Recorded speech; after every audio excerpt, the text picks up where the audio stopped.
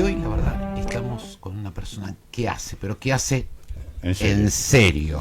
Bueno, tanto hoy, en su vida personal como en su vida profesional y con lo que hace con el prójimo, que es lo más importante de todo.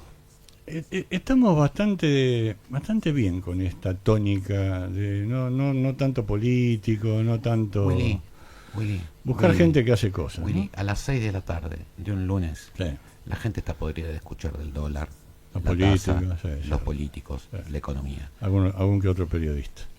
Aunque algún otro periodista. Yo creo que este se convirtió en un espacio y por lo menos mientras la presentás a la invitada de hoy, yo creo que se convirtió en un espacio de discutir otras cosas. Sí, cosas importantes. Cosas que a la gente le importa.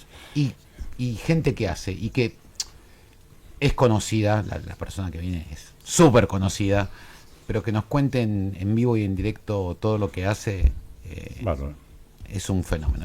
La verdad que es un gusto para mí. Bueno, tenemos acá hoy a Catalina Hornos, fundadora y directora general de Haciendo Camino. Yo al principio pensé que era Haciendo Caminos, pero no, es Haciendo Camino.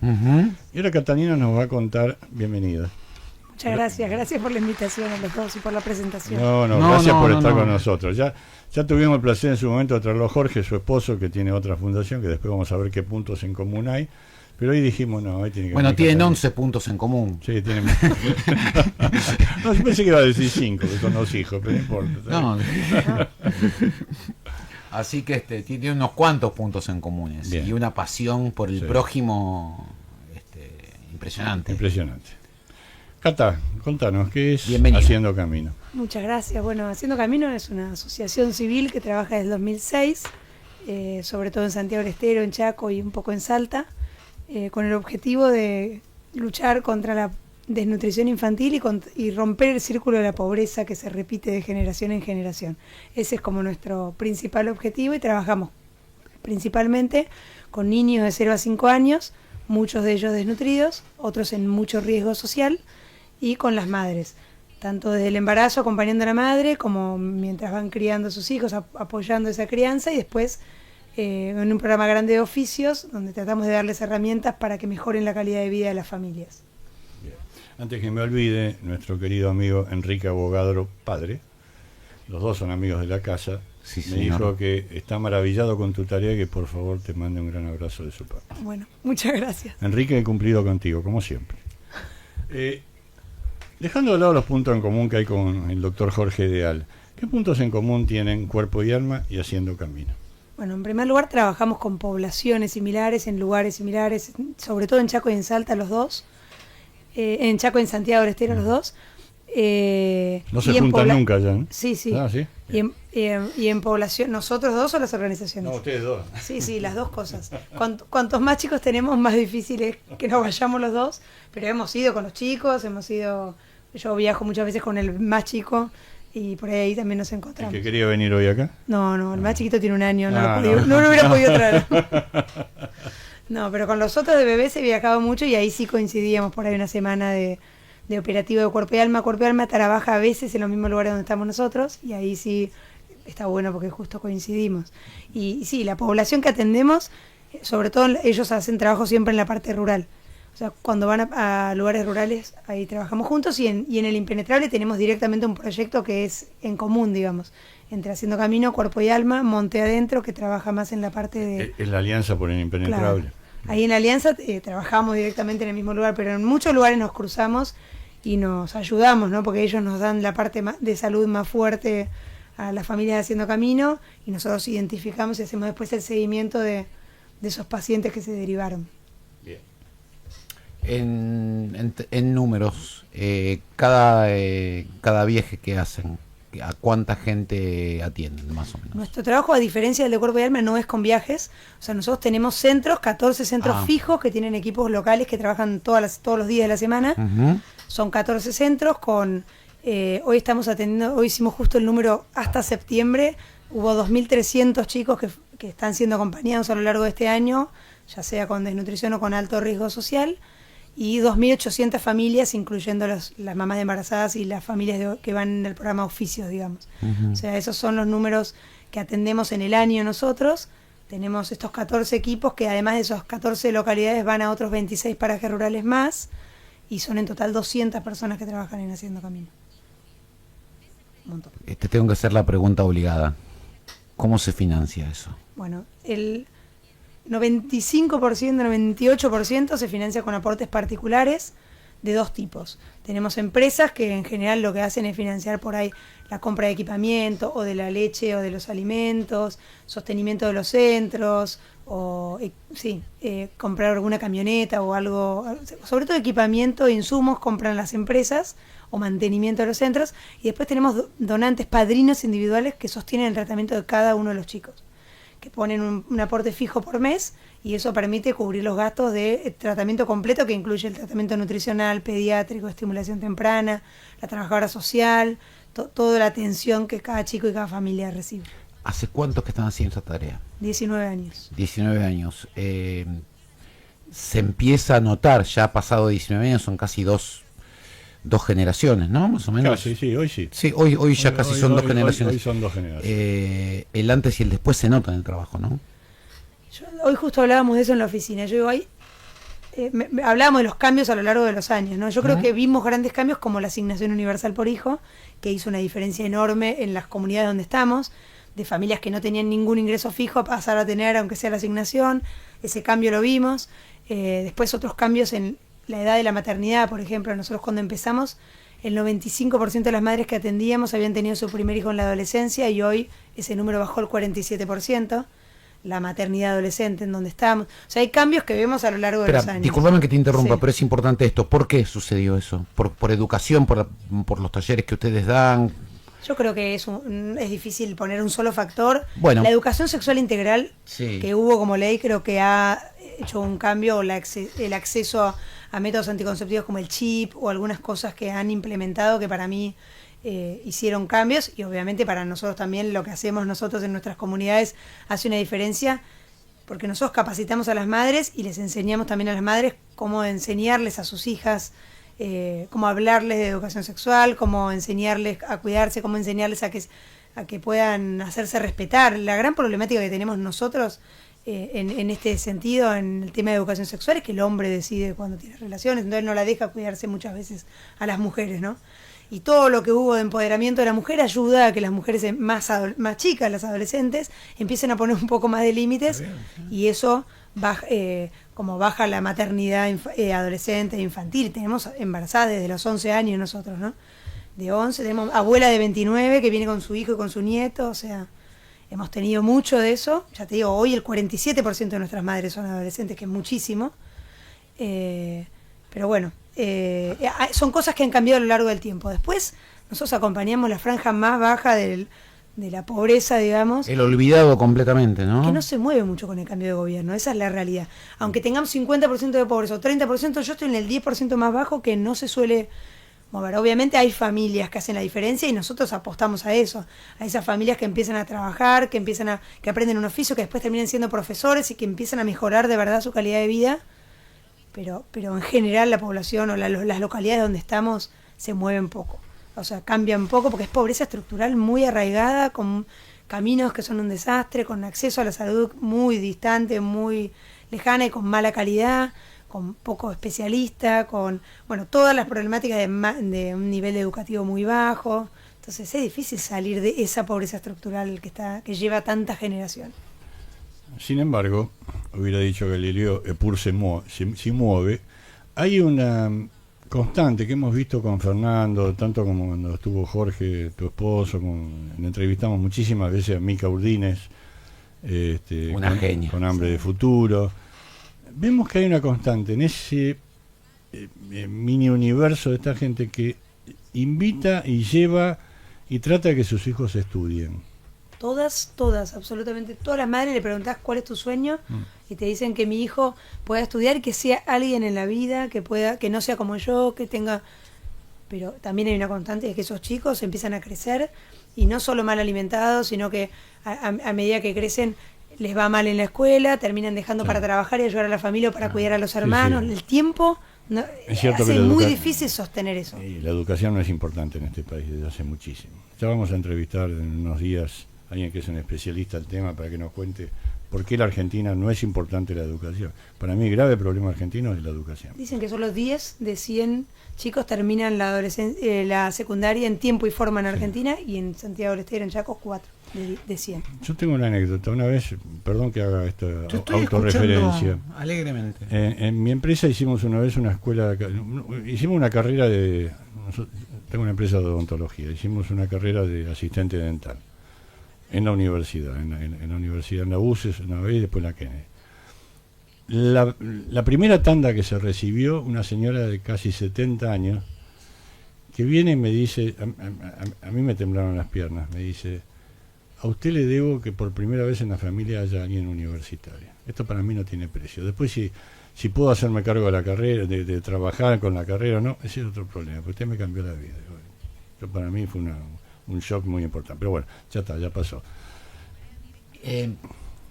19 años. ¿Qué pensabas vos hace 19 años cuando decidiste, más allá de que me imagino que Jorge también empujó la cosa, ¿no? Pero ¿qué fue lo que te hizo decidir a vos? ¿Por qué? No sea machista. No soy machista, no, pará. Pará, no. No sea machista. Yo lo que te voy a preguntar es lo siguiente.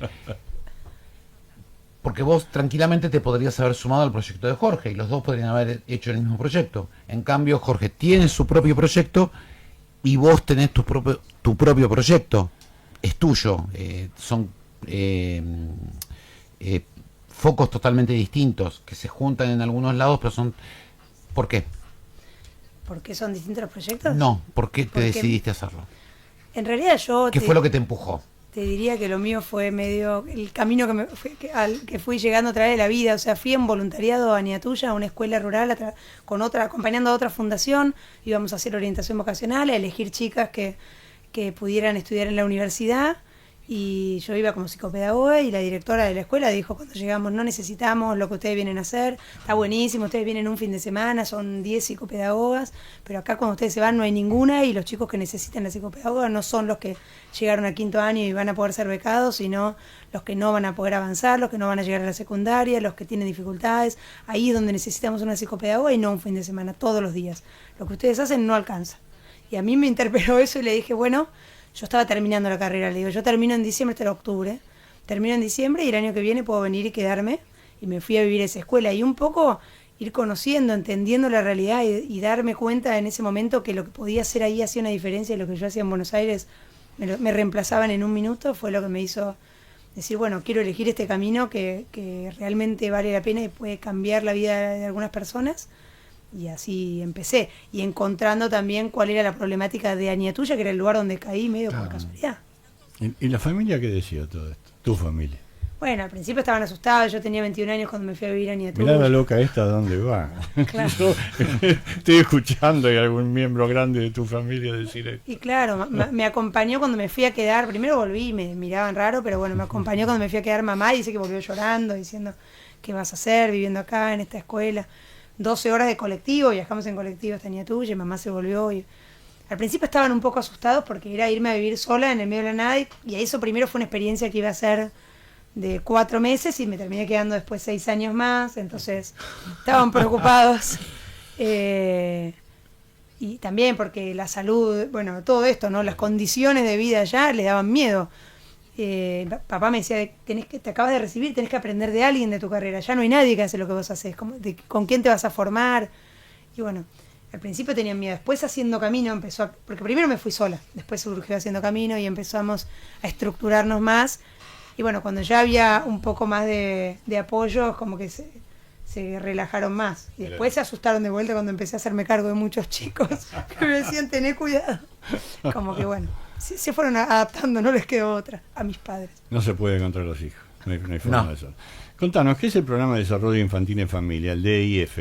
Es el programa más importante de Haciendo Camino, que lo que busca es acompañar a las madres en esos primeros años de los hijos con distintas patas, digamos. Es un acompañamiento interdisciplinario. Por un lado, la parte nutricional, de acompañar qué tiene que comer ese hijo, cómo prepararlo, cómo conservar el alimento, sobre todo en casas donde por ahí no hay heladera o donde los recursos económicos son escasos, entonces qué elegir para comprar, y esto de cómo prepararlo es muy importante.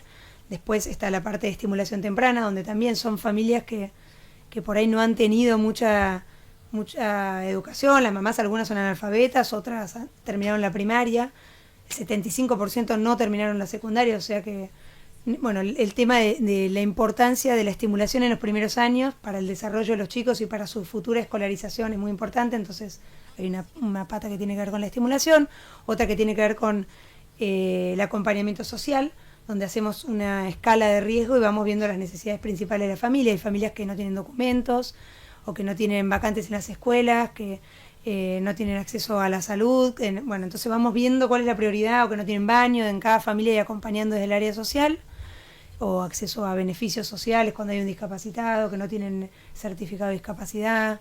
Vamos viendo lo que necesitan. Después hay una parte de educación para la salud, donde se hace todo el acompañamiento a las madres desde cómo educar poniendo límites sin violencia, bueno, todas las temáticas más de salud, de derechos, y bueno, una parte más de jardín donde se hace la estimulación grupal de los chicos. Eso es todo lo que incluye el programa de desarrollo infantil en familia, que acompaña a los chicos en general desde los 0 hasta los 3 máximo, pueden quedar hasta los 5 si todavía están desnutridos, digamos. ¿Ese es uno de los cuantos programas que tienen? Bueno, los más importantes son 3 en realidad, después los otros se cruzan un poco, pero ese es el más importante, es donde más recursos ponemos y bueno, lo que más foco le damos. Después tenemos, como decía antes, el programa de oficios, donde las mamás que por ahí ya los hijos están recuperados no ingresan en general si tienen un desnutrido, sino una vez que los chicos ya están mejor, y ahí aprenden un oficio y nosotros ayudamos en el armado de sus emprendimientos propios o grupales, y en la venta de los productos que fabrican. Hacen unos productos preciosos, tenés que ver. Te iba a preguntar qué tipo de productos. En general hacen productos para niños. En costura hacen mucho lo que es cambiador, contenedor para pañales, mantitas, muñecos de apego, y en tejido, muñecos tejidos a crochet que están buenísimos en la tienda Nube de Haciendo Camino, los pueden ver y están buenísimos. Se pueden comprar. Tienda Nube de Haciendo Camino. Haciendo Camino. Nosotros en un ratito, ahora en unos minutitos, son y 22, vamos a pasar al aire uno de los tantos videos que tienen, que fue a mí el que más me impactó, por eso lo elegí.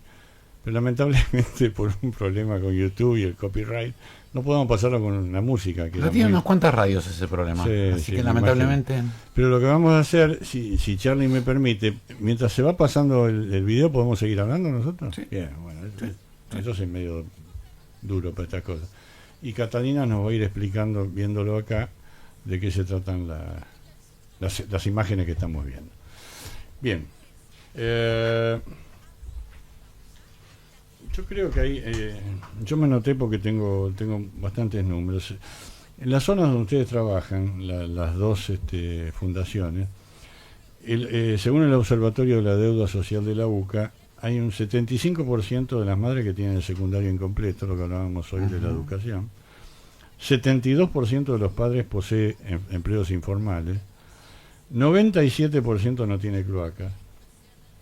Y el 54% sufre de una irregularidad alimentaria total. La pregunta del millón es, ¿qué corno hacen los gobiernos porque no pueden solucionar este problema? ¿Por qué siempre los que tienen, no digo tenemos porque yo no lo hago, pero los que tienen que hacer algo son los privados, gente como vos, o como Jorge, o como Mica, que se dedican a dar a conocer esta problemática y ayudarlos, obviamente, no solo dar a conocer? ¿Qué hacen los gobiernos? ¿Alguien alguna vez te dio alguna explicación? Bueno, no sé, yo no estoy en condiciones de juzgar ningún gobierno, no entiendo no nada es juzgar, de política, es saber si hacen algo, te mandan aunque sea, qué sé yo, 5 litros de leche, algo. Bueno, a nosotros, lo que hacen con nosotros, yo te puedo decir, en el hogar de niños, pues también tenemos un hogar de niños en la niña tuya, sí tenemos un poco de apoyo para la compra de alimentos de los chicos del hogar, y eso a nivel provincia de Santiago del Estero, y a nivel nación nos dan plata para comprar bolsones de alimentos para las familias de los chicos más graves o los casos más críticos de inseguridad alimentaria que tenemos. Eso es el apoyo que recibimos nosotros. Después hay programas. Lo que pasa es que los lugares donde nosotros estamos están muy aislados, muy distantes y no llegan a ver lo que pasa y si llegan o no los programas. Yo creo que ahí es donde tenemos que articular. Y esos votos no sirven. Son poca gente. Claro, es lo que vos decías, la franja más baja es la franja de lo más baja. Entonces, ¿a quién le importa? A ella nomás. Y a Jorge, y a Mica, y por lo menos hay gente que le importa. Gracias a Dios. Gracias a Dios. Sí, perdona que te interrumpí. No, es que no sé bien. O sea, creo que hay muchas políticas que están buenas, pero que no llegan bien hasta los lugares más lejanos y más distantes, y eso es uno de los grandes problemas. Porque hay, no sé, por ejemplo, de los recién nacidos, los estudios que hay que hacerle a un recién nacido. Sí, está la ley nacional, pero no se aplica en esos lugares. Para que vos te lo apliquen, si vivís en el medio de un paraje rural, tenés que viajar al pueblo, del pueblo a la capital, llegar al hospital, conseguir un turno, esperar ahí 3 días. No lo puedes hacer. Es un derecho al que en realidad no tenés acceso. Y así pasa con todo, ¿no? No sé, estudios ginecológicos, con un montón de cosas que por ley uno debería tener acceso y que en realidad no tenés acceso por los lugares, la distancia de donde vivís, y para llegar, y el costo que tiene llegar y acceder a eso y quedarte a dormir en la capital. Los servicios se dan en la capital, no se dan en los parajes rurales. ¿Vos cuando vas te quedás allá? Sí. ¿Y cuánto tiempo estás allá? No, ahora en general me quedo una semana o 5 días, bueno, por los chicos, si no los llevo. Cuando me los llevo, por ahí voy más tiempo. Pero en general voy una semana, trato de ir una semana por mes. Bien. Y la logística, ¿cómo es? A mí se lo pregunté a Jorge también, la logística me maravilla. ¿Cómo hacen? Ustedes llegan y tienen que llevar un bagaje de cosas hasta ese Nosotros poblado. no, porque no, así como ellos hacen campañas y viajan todos, nosotros tenemos los equipos allá. Claro. Mis equipos son fijos, trabajan allá y los centros están equipados, O sea, ya armados. los llevaste, los equipaste, los armaste. Claro, cada centro tiene su equipamiento, tiene sus consultorios, tiene sus espacios, que trabajan todos los días. Nosotros en la oficina acá en Buenos Aires somos 14 personas que hacemos lo que tiene que ver con búsqueda de fondos, comunicación, administración, reparto de donaciones, toda esa parte más administrativa. Allá hay 180 y pico de personas que trabajan fijas todos los días en los centros Haciendo Camino. No tenemos que armar nada, nosotros vamos a mirar lo que ya está pasando todos los días, incluso cuando no estamos nosotros, digamos. Uh-huh. Es diferente la lógica. Está. Y la gente cuando, o sea, evidentemente ya los conoce y los conoce mucho y los quiere porque deben decir, bueno, por lo menos alguien se acuerda de nosotros, ¿no? Hacen lo mismo que hace Jorge. Hay mucha gente de las comunidades que los incorporan a los equipos de trabajo. Claro, sí. Nuestros equipos de trabajo tienen muchos locales y muchos que han sido capacitados en Haciendo Camino. Como te decía antes, una mamá que aprendió oficios en Haciendo Camino hoy puede ser profesora de oficios. Una mamá que recibió el acompañamiento en estimulación temprana hoy es referente de estimulación. Vamos formando, tratando de que la comunidad salga adelante, y obviamente cada caso es diferente en nuestro trabajo, si bien el acompañamiento integral es para todos, después la situación de cada madre es distinta y de cada familia es muy artesanal la respuesta. Yo hay un caso que cuento mucho de una mamá que la conocimos y su hija estaba muy, muy desnutrida, tenía 1 año y 4 meses y pesaba 5 kilos, y nosotros le decíamos se tiene que internar porque está muy grave y no quería, y en un momento voy y le digo, ¿sabes lo que pasa? Si no se interna tu hija se va a morir. Me dice, bueno, si se muere tendré otra. Cosa que a mí me parece súper violento cuando lo escuchas, pero después empezamos a escucharla, ¿no? Yo le decía, no podemos dejar que esta chiquita se muera, tenemos que poder estar acompañándola en lo que haga falta. Y empezamos a conocerla, ¿no? Y ella, la madre la había abandonado, la había criado la abuela, el abuelastro había abusado de ella toda la vida. A los 15 se quedó embarazada y se fue a vivir con el novio. A los 16 tuvo a su hija y el novio le decía que no salía a la calle con ella porque era muy negra y le daba vergüenza. Y cuando había poca comida, él se sentaba a comer y le decía a la madre que se siente con la hijita verlo comer al señor. Esta chica no puede querer a un hijo, si nunca nadie la quiso. La madre la abandonó, la abuela no la defendió, el marido. O sea, entonces yo me acuerdo que en ese momento fue nuestro objetivo con esta mamá es quererla y acompañarla. Y si le tenemos que llevar la comida todos los días a la hijita, se la llevamos. Hasta que ella esté en condiciones de vincularse de otra manera, ¿no? Y eso pasó. Después de un tiempo de estar todos los días visitándola, en un momento ella dijo, bueno, está bien, voy a aceptar que la internen, y fuimos, se internó, se recuperó, se separó, después ella tuvo otro marido, 2 hijas, y ninguna más fue desnutrida. Pero bueno, es el acompañamiento de lo que necesitaba esa mamá en ese momento. Yo diría que es más educación eso lo que hicieron ustedes, más allá del acompañamiento. Le mostraron, la educaron, le dijeron que había otra cosa, que no era la vida, no era abuso, que un tipo se siente a comer enfrente tuyo y vos no comas. Por eso es respeto, son valores. Son Ni valores. siquiera es educación. Sí, y es son afecto. valores. Hablando de valores,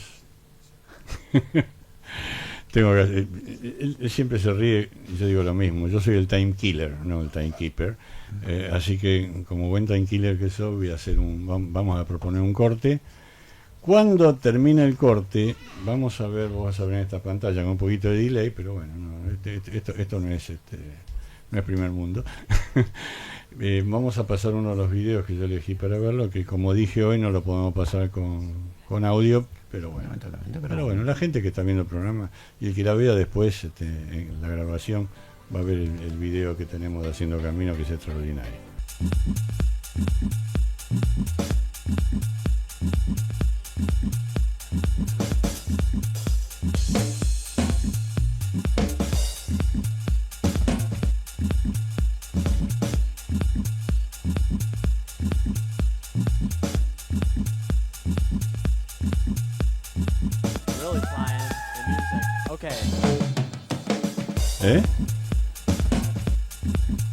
Estamos al aire. En este momento están pasando el video, uno de los videos que yo elegí.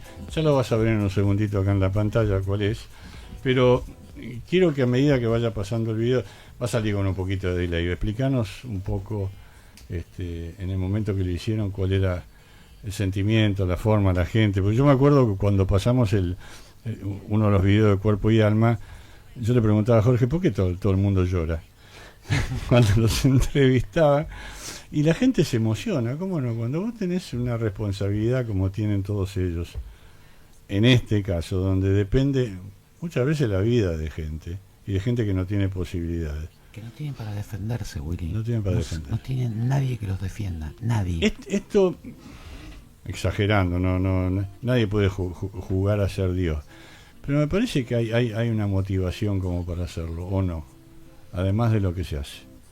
¿No hay una motivación personal en esto? Vos que sos psicólogo y psicopedagoga, contanos. Una motivación para hacer el trabajo que hacen. Bueno, yo te puedo contar la mía, que fue... Pero es la que quiero saber. Estando en ese primer viaje, en esa primera experiencia como voluntaria en Aña Tuya, sentí un poco que no me merecía las oportunidades que había tenido, si no podía hacer algo para que otros también las tengan, y que tenía que estar ahí para luchar por ellos, porque ellos no luchan por ellos porque ni siquiera conocen sus derechos ni que merecen algo distinto. Entonces, si vos no sabés qué podés pedir, no hay manera de que luches por eso, ¿no?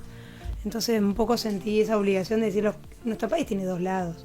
Los que nos tocó nacer de este lado tenemos que poder hacer algo para los que están del otro lado, que les tocó aleatoriamente estar del lado de las necesidades en vez del lado de las oportunidades, ¿no? Y eso es aleatorio, pero lo que hacemos con lo que nos tocó es una opción. Entonces, bueno, así fue.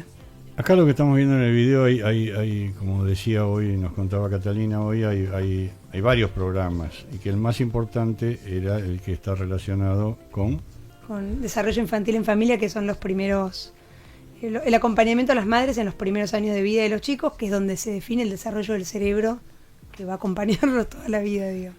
Por eso es tan importante, ¿no? La desnutrición en esos primeros años deja secuelas que son irreversibles. ¿Tienen algún punto en común con la Fundación CONIN? Sí, mucho. Nosotros empezamos, la parte de desnutrición la trabajamos de la mano de CONIN, nos hemos formado en CONIN y hoy seguimos siendo acompañados por una pediatra excelente que es Gabriela Sabio de CONIN, ¿no? Que es muy, muy buena en desnutrición y que nos acompaña en los casos más graves. ¿Y siguen con todo el método CONIN? Seguimos con el método CONIN en el caso de los desnutridos. Después, en el caso de los chicos de riesgo social, tenemos algunas variables, pero sí, seguimos con el método de CONIN. CONIN, que lo fundó Abel Albino, ahí por el 92, 93. Yo tuve el placer de conocerlo en el año 98.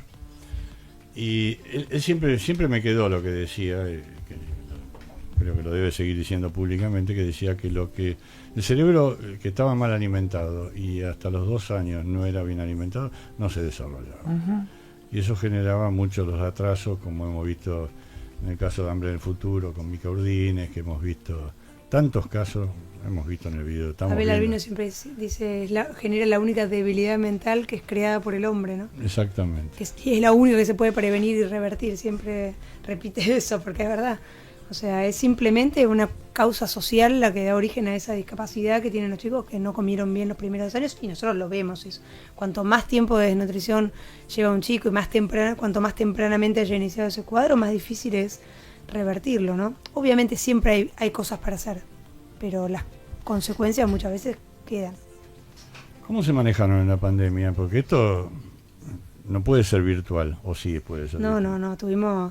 seguimos trabajando en la pandemia, los equipos iban casa por casa controlando a los chicos, no hacíamos actividad en los centros ni nada comunitario, pero sí íbamos con el equipo nutricional y estimulación, casa por casa acompañando, entregando leche, alimentos, productos de limpieza también, como que reforzamos lo que entregábamos y trabajamos siempre en las casas. Eso estuvo espectacular en cuanto al vínculo con las familias y todo, éramos los únicos que llegábamos a las casas de las familias. ¿Hubo casos de COVID? Sí, hubo. Hubo muchos casos de COVID y había muy poco respirador y muy mala atención en los hospitales. Obviamente en la parte rural, al haber más distancia, no se daba de la misma manera tanta cantidad de casos juntos, ¿no? Pero sí hubo muchos y tardó muchísimo en volver a la escuela. Creo que fue la provincia que más tardó en abrir las escuelas. Y con una red de escuelas que no es como acá, que los chicos no estudiaban había, por internet, nada, ahí no, se cerró y chao, punto. No había señal, muchas familias no tenían señal, se iban, si los vieras, se subían a un árbol o a un palo con el teléfono para hacer de antena y tratar de recibir lo que la maestra mandaba en un celular que tenía la familia con poca capacidad. Muchísimos chicos dejaron la escuela en la pandemia, porque bueno, no pudieron darle continuidad para nada durante esos año y medio, no sé cuánto que estuvo cerrado, bastante, no me acuerdo exactamente. ¿Existen escuelas técnicas? Porque nosotros lo que vemos es que hay escuela de oficios. ¿Cuáles son los oficios que más se enseñan? Allá en la escuela técnica, hay de la familia agrícola, que es toda la parte agropecuaria, y después hay escuelas técnicas, sobre todo en Aniatuya, en Santiago Capital. Después en los parajes no, obviamente no hay, pero no sé exactamente. Porque como nosotros trabajamos con primera infancia, no sé bien qué tienen ahí en secundaria. Pero nuestros oficios de las mamás sí, enseñamos a las madres costura, tejido, carpintería, peluquería, eso es lo que enseñamos nosotros. Cocina también, gastronomía. Pero después las de secundarias no sé. ¿Y les enseñan a cocinar con las cosas que pueden sembrar, con lo poco que pueden sembrar, conseguir agua? ¿Cómo? Tenemos huertas comunitarias y familiares también que acompañamos. Y también trabajamos, hemos hecho talleres con soja texturizada, que nos donaron por ahí a veces. ¿No? Nos donan lo que nos donan, nosotros repartimos, hacemos talleres para mejorar la alimentación y mucho de incorporación de fruta, de yogur, eso en los centros lo hacemos también, porque las familias que nosotros acompañamos comen guiso todos los mediodías y a la noche en general no comen, o sea, toman un mate cocido, por ahí una tortilla que sería como un pan con grasa, digamos, y esa es la alimentación, y hay días que no comen. Muchas, más de la mitad de nuestra familia nos dicen que sus hijos no comen todos los días. O sea que trabajamos mucho en esto que decían, ¿no? En la administración de la plata y también en qué cocinar y cómo cocinarlo y en mejorar la alimentación de esos chicos, no solo que coman, sino que coman algo que sea de calidad. Te hago una pregunta que me sale por lo que yo me dedico. A esos parajes lejanos a los cuales vos te referís, ¿les llega energía eléctrica? No digo gas natural por red porque eso es imposible, pero energía eléctrica, ¿les llega? En algunos sí, en otros no, hay paneles, en algunos hemos puesto paneles nosotros y en otros todavía hay muchas familias que no tienen electricidad todavía, algunas que están colgados o que tienen un panel chiquito y tienen una lamparita. Algunos sí, otros no, depende de la distancia que tengan de tendido de la ruta, digamos. Bien, pero hay alguna, se está haciendo alguna política por parte de las compañías provinciales de electricidad como para que lleguen, para darles un molino, no, porque es más complicado, pero más paneles, una cosa así? Porque, por ejemplo, ¿ustedes cómo hacen para mantener el frío? ¿Por los medicamentos y todo lo que...? En los pueblos, en donde tenemos los 14 centros, sí tenemos electricidad y está bien. Además de esos 14 centros, tenemos los 26 parajes que acompañamos, de los cuales algunos tienen y algunos no. Pero nosotros lo que llevamos es leche, suplementos nutricionales, o vitaminas para las embarazadas, digamos, eso, no tanto la parte como hace Cuerpo y Alma de salud integral de todas las especialidades, sino más foco en los chicos y en las madres, y lo que llevamos más que nada es leche y vitaminas, digamos, que no necesitan frío. Leche en polvo. Vos hablabas hoy, nombraste el tema de los oficios, y uno de los puntos donde yo analizo una de las graves falencias que tiene este país es la falta de trabajo. Y por otro lado, no hay una campaña en general de que los chicos que están en situación distinta, que no son, lamentablemente, que no tienen posibilidad de acceder a una educación paga, ni siquiera una educación, deberían aprender oficios. tienen que salir del no puede, del no puedo, tienen que salir de ese tipo. ¿Cómo lo logran? ¿Cómo lo hacen? En donde nosotros trabajamos como oficios locales, el trabajo de la mayoría de las familias que acompañamos tiene que ver con hacer carbón, hacer ladrillo y en la parte más del norte, cerca de Monte Quemado, cortar postes y hacer postes para la luz, digamos, o para alambrado. Esos son los oficios locales y que aprenden los chicos desde chicos, trabajando en la ladrillería de la familia, en el horno de carbón de la familia, y así muchos terminan, cuando son adolescentes, dejando la escuela para dedicarse al trabajo porque la familia necesita eso. Después es cierto que hace falta enseñar oficio, pero después hace falta alguien que dé trabajo al que aprender oficio, porque vos puedes hacer un montón de cursos de electricidad, de lo que quieras, de oficio, digamos, que después si no hay nadie que te contrate. El problema que tenemos en estos lugares es que la población global, la población general tiene malas condiciones, y eso hace que sea más difícil que incluso aprendiendo un oficio vos puedas armarte tu emprendimiento o conseguir trabajo si no es yéndote a otro lado, digamos. Yo tengo la teoría de que el emprendimiento es la salida en estos lugares, porque o haces un emprendimiento criando animales o de apicultura o haciendo costura, tejido, lo que sea, que vos puedas salir a ofrecerlo a otro lado, el producto que fabricas, porque la población que te rodea no tiene para contratarte ni para comprarte en cantidad, y eso hace difícil salir de la pobreza sin un trabajo que te pague fijo. Acá el de la ladrillería, el del carbón, el de la madera, todos dejan de trabajar cuando llueve y todos dejan de cobrar cuando no trabajan. Claro. O sea, dejan de comer también. Claro. Dependen de la lluvia muchas veces para tener para comer, es así. Es un círculo vicioso, lamentablemente. Bueno, pero salvando la distancia, es un problema que tiene hoy todo el país, el tema de la falta de trabajo en general. Está bien, son situaciones distintas, yo obviamente no las puedo comparar, pero el análisis que uno debería hacer, que hemos hecho en otro programa, es el tema de los impuestos, las cargas tributarias, las cargas, las leyes laborales.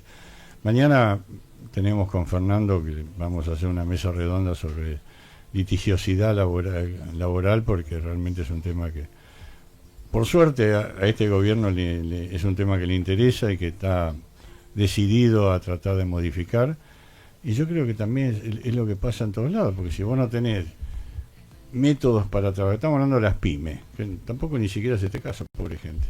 Cuando estás hablando de las pymes tiene exactamente todo ese inconveniente de juicios laborales, de excesos, de falta de transparencia en las actividades que tienen las empresas dedicadas al personal. Ya está, me mandé mi aviso.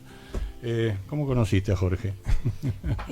Bueno, en realidad lo conocí yendo a pedirle que Cuerpo y Alma atendiera en las comunidades que nosotros estábamos. Yo vivía en Añatuya en ese momento, a través de un cura en común. Bueno, me contactó con él y mi primer planteo fue: necesitamos médicos que vengan a estos lugares donde es un desastre y no hay nada de atención. Y al principio me dijo, son localidades muy grandes las que me estás nombrando, y nosotros atendemos en parajes más chiquitos. Hoy Cuerpo y Alma creció tanto que hace varios años que ya van a estos lugares grandes, porque tienen equipos de 100 médicos ahora. En ese momento por ahí eran grupos más chicos. Entonces hoy sí hacemos ese trabajo juntos, pero al principio... ¿Quién lo habrá empujado a hacer eso? Y después, bueno, yo seguía viviendo allá, ¿viste? Como que nos veíamos a la distancia y él venía cada tanto, o yo venía a Buenos Aires, pero muy lejos, porque yo estaba en Añatuya. Y en un momento empecé esto de que me empecé a hacer cargo de los chicos, de grupos de hermanos en mi casa y a asumirlos. Así que cuando decidí venirme a vivir a Buenos Aires con Jorge, me vine con los 7 chicos, digamos, de anticipo. Que yo vuelvo, pero tengo 7 chicos, bueno, y ahí volví y ya empezamos a tener, digamos, los que tuvimos después juntos. Pero bueno, fue un camino largo. ¿Edades? ¿Ahora o antes? Ahora. Y la más grande tiene 26 y el más chico 1. Todos. En el medio todos. ¿Y la de 26 qué hace? La de 26 estudió trabajo social, vive sola, trabaja. Hace su vida. Mira, la de 26 cuando era más... No tenía otra cosa más que estudiar. De tal palo tal astilla, obviamente. Iba a estudiar, pobre. Pero cuando yo me hice cargo de ella, ya tenía 13 y ya había dejado de estudiar. Volví a estudiar, trabajaba de niñera, cuidando a una chiquita. Volví a estudiar, terminó el colegio, terminó la universidad y ahora vive sola, se va de vacaciones afuera del país, como que vive bárbaro y está re bien y está buenísimo, y también es la primera universitaria en su grupo familiar de origen Y bueno, es el ejemplo de los más chicos también en casa. Qué importante que es eso, por Dios, qué importante. Sí. Yo creo que es uno de los es una de las medallas más importantes que se pueden colgar gente que hace cosas como vos. Claro.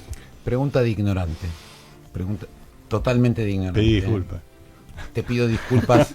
No, te pido disculpas por anticipado. Viste que cuando Mahoma no va a la montaña va hacia Mahoma. En esos lugares que están tan alejados, no hay forma de hacerlos migrar a otro lugar en donde estén un poco más cerca de lo que entre comillas nosotros llamamos civilización, porque a ver, yo me estoy poniendo en pragmático totalmente. Es una zona alejada, como vos muy bien dijiste, no hay ruta, no hay nada.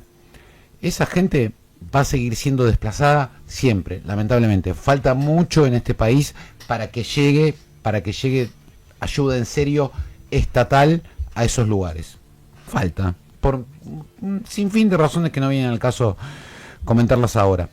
Pero cuando no se les plantea, che, y si en lugar de estar acá, les conseguimos un lugar para estar un poquito más cerca de acá, un poquito más cerca, ¿se plantean ese tipo de cosas o no o es impensable para ellos? Bueno, la gente más grande, para mí naturalmente un poco se va dando, porque los chicos empiezan a ir a estudiar esas ciudades, si quieren hacer la secundaria terminan yendo a los pueblos, digamos, no digo a las ciudades grandes, pero por ahí sí a los pueblos, se va dando naturalmente, la gente más grande no se quiere ir, y la realidad es que lo único que tienen estas familias son sus tierras, sus animales, los que tienen animales y todo, entonces sería dejar, pero bueno, pasa, porque como es difícil vivir en estos lugares, empieza a pasar que los más chicos se van y de a poco se van vaciando estas comunidades. ¿Y qué pasa con esa? Esa era la segunda parte de mi pregunta. ¿Qué pasa con esas comunidades? Porque se van los más grandes, los chicos, las chicas. Ustedes les enseñan que tienen que ir a estudiar, que tienen que hacer esto, que tienen que trabajar, que tienen que... El valor del trabajo, el valor del estudio, y los que se quedan, ¿qué pasa? Y bueno, se queda la gente más grande y sigue viviendo en esas condiciones, pero sí es cierto que los más jóvenes se empiezan a ir y muchos también se van a ciudades grandes a trabajar, cuando, no sé, acá en Buenos Aires está lleno de santiagueños que vienen a trabajar o de chaqueños que vienen buscando oportunidades de trabajo, viven muy mal también en donde se van, digamos, muchas veces terminan en barrio de emergencia o en lugares en condiciones de vida peores que las que tenían antes en cuanto a lo habitacional. No en cuanto a los servicios, por ahí acá tienen más oportunidades de trabajo, por ahí acá tienen acceso a un médico, pero allá tenían su rancho, sus animales, una vida un poco más digna que la que viven acá. Es difícil. O sea, nosotros no es que decidimos quién va y quién viene, la gente se mueve como quiere. Nosotros seguimos acompañando a los que están en estos parajes y también en los pueblos, digamos. Contanos un poco las manualidades que hacen, el trabajo que hace tu gente allá. Yo he visto cosas preciosas en el video, que voy a comprar un par. Ya tengo nietas grandes, no tengo nietas tan chicas, pero me encantaron. Contanos un poquito. Bueno, o sea, como decía, son oficios que nosotros les enseñamos a las madres. Lo que más hacen son productos de niños, porque bueno, está más alineado con Haciendo Camino. Entonces hacemos muñecos de tela, muñecos de apego, mucho para bebés es lo que se fabrica, cambiadores, mantitas, toallitas para el bebé cuando nace. Ellas en el programa de embarazadas ya empiezan a fabricar estas cosas también y después lo hacen para vender. Y bueno, con eso, para mí hay algo que está buenísimo, que es en lugares donde hubo generaciones y generaciones de personas que nunca trabajaron ni vieron a su familia trabajar, hoy... y sobre todo las mujeres no trabajaban, hoy estas mamás pueden trabajar y la que más trabaja más gana. Cada uno de los muñecos se vende con una tarjeta que dice quién lo hizo y en dónde, y la ganancia es para esa madre, digamos. Entonces, bueno, también es la cultura del esfuerzo y el trabajo lo que se transmite a los hijos, ¿no? De decir, bueno, si mi mamá está todo el tiempo tejiendo, bueno, gana más plata y eso nos permite mejorar nuestras condiciones de vida. Y también a ellas no quedarse esperando, ¿no? Que es algo que pasa mucho en la pobreza, que por desconocimiento o por desesperanza aprendida la gente está esperando a ver si el gobierno le trae, si el gobierno le da, y bueno, enseñar que bueno, con el esfuerzo uno puede de a poco ir cambiando o ir mejorando las condiciones de vida de sus hijos y pensando el futuro de otra manera. Creo que el oficio le da, también le da unión, ¿no? Grupo de pertenencia, un espacio donde charlar de lo que les pasa, donde salir de la casa muchas veces. Otro tema que si la oveja o si la vaca, casa, la familia, la comida. Otro tema. Por eso, es por un lado de lo que es el grupo, porque las madres nuestras, cuando vos haces una encuesta, de lo que más valoran es el grupo. El grupo y poder venir y poder hablar y poder, alguien que me entienda, que me escuche, alguien que le pasa lo mismo que a mí, todo ese espacio, digamos. Y después, obviamente, mejorar su economía y poder aportar ellas a mejorar la vida de sus hijos. Sos creyente, ¿no? Soy creyente. ¿En qué momento Dios te iluminó para hacer todo este tipo de cosas? No sé si me iluminó o no. Creo que lo que me dio Dios más importante ha sido un equipo de gente muy grande, muy valioso. Pero vos sabés que los equipos sin la cabeza no funcionan. Bueno, pero somos un equipo. No en el nuestro sí. Está probado que los equipos sin cabeza no funcionan. 450 caballos por lo menos de empuje, de torque, por lo menos. Hay una cosa que me llamó muchísimo. Dos últimas preguntas. No, ya. ¿Qué querés que haga? Dejate de jorobar, che. Vos me nombraste Time-Killer, no yo. Pucha, digo. No, lo que te quería preguntar es una cosa que me llamó muchísimo la atención al principio de lo que vos contabas. Hay muchas personas sin documentos, que están indocumentados. Lo primero que uno tiene es la identidad. Sí. Vos te llamás Guillermo, yo me llamo Fernando, vos te llamás... en realidad cuando me dicen Guillermo es porque están enojados conmigo. Bueno, sí, está bien, pero digo la identidad es algo, el tener un número es un sentido de pertenencia. Sí, cierto. ¿Ustedes colaboran en algo, se hace algo por la documentación de toda esa gente? Muchísimo, sí, es lo primero que se hace. Cuando hacemos la evaluación de riesgo de la familia, si no tienen documento, lo primero, siempre la prioridad uno es el documento, no solo por la identidad, sino también por el acceso a un montón de beneficios que te da tener un documento. Así que sí, lo trabajamos y lo acompañamos. Bajó muchísimo igual eso. Realmente el número de indocumentados que nosotros al principio teníamos muchas madres sin documento, que eso hace muy difícil la documentación del hijo también. Hoy en día ya en nuestras familias hay un porcentaje muy bajo de familias sin documento y cuando ingresa una se tramita como... ¿Y cómo se tramita? Porque están en el paraje, nació una beba. No, tenés que ir al pueblo o a la ciudad más cercana, sí. Tenés que llevar, o en algunos casos tienen moto o tienen sulky o algo como lo que se mueven. Cada vez más motos hay ahora. Y bueno, sí, ayudarlos a conseguir el turno, por ahí acompañarlos al turno, sobre todo en el caso de las mamás que son analfabetas, que es más difícil para ellas todo, o ahora que hay mucho que es virtual de turno, ¿no? Entonces, bueno, las acompañamos para toda la gestión, para que tengan todas las familias el acceso a los documentos. Mucho pasa también cuando nacen en el paraje, no nacen en un hospital. Entonces ahí no tenés el acta de nacimiento, se hace difícil. Nadie que te certifique que nació esa persona. Pero cada vez pasa menos, cada vez en ese sentido. Bueno, por eso digo, las cosas tienden a lo largo de los años a mejorar. Quizás no, lo están mejorando. No, perdóname, lo están mejorando ustedes. No es que la quiera interrumpir a lo majul, pero. Últimamente. Pero lo están haciendo ustedes eso. Bueno, no es que lo que podemos. Lo están cambiando ustedes. Sí, hay cosas que las vamos cambiando por suerte y también que vamos aprendiendo el camino más fácil o más rápido para resolver los problemas que como son tantas las familias que hemos acompañado, ya aprendemos cómo hacerlo mejor, ¿no? Yo voy a nombrar una frase y después te voy a hacer la última pregunta, si vos no te ofendés. Si te ofendés, no me importa. No importa. Una frase de Catalina es: donar en haciendo camino no es dar lo que sobra, sino es sembrar lo que falta. ¿Qué le dirías a los que te están escuchando? Lo que vos quieras. Tenés 3 minutos, dale. Bueno, un poco lo que decía al principio, ¿no? Si tuvimos en esta Argentina tan polarizada, donde hay gente que tiene oportunidades y ha estudiado, y tenemos premio Nobel, y tenemos profesionales espectaculares que lo llaman de todo el mundo, donde tenemos una Argentina rica, digo yo, que puede no ser rica, pero se entiende, en oportunidades, y otra Argentina pobre, tenemos que poder mirar para el costado y enseñarles también a nuestros hijos a mirar para el costado. Para mí eso es muy importante, ¿no? Que somos hermanos, digamos, que somos parte del mismo país y que si no salen adelante, unos no van a salir adelante los otros, pues nunca va a salir adelante nuestro país si tenemos la mitad de los niños siendo pobres, digamos, y más que los pobres tienen un montón de hijos y los ricos tienen cada vez menos, entonces nuestro país va a ser cada vez más pobre si no logramos dar vuelta a esto y que todos tengan oportunidades, ¿no?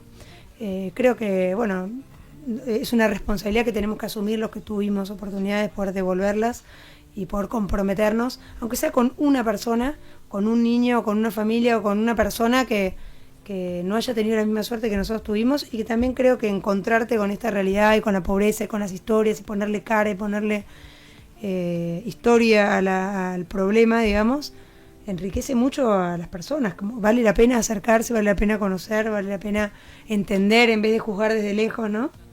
Y poder hacer algo por otro, que para mí es lo que le da sentido muchas veces a la vida.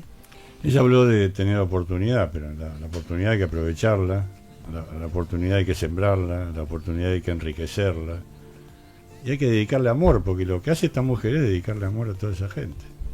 Déjale algo, Jorge, por favor. Voy a intentar.